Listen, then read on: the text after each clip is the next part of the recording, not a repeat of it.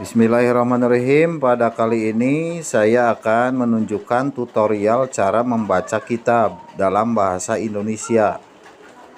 Bismillahirrahmanirrahim. Bismillahi dengan menyebut nama Allah, Ar-Rahmani yang Maha Pengasih, Ar-Rahimi yang Maha Penyayang.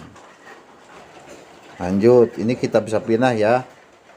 Alhamdulillahi, segala puji kepunyaan Allah Rabbil Alamina yang merajai seluruh alam. Wabihi, dan kepada Allah nasta'inu, minta pertolongan kami semua, ala umuri dunia, pada perkara dunia, wadini, dan agama. Wasallallahu,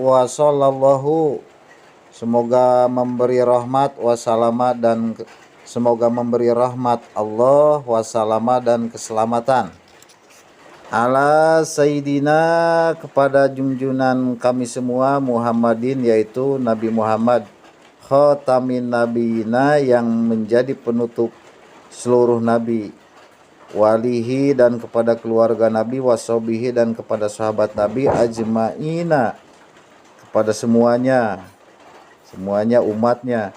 Wala haula wala quwata illa billah, wala haula wala quwata, dan tak ada daya, wala quwata, dan tak ada kekuatan, illa billahi, kecuali pertolongan Allah, al-aliyyi, yang maha tinggi, al-adimi, serta maha agung.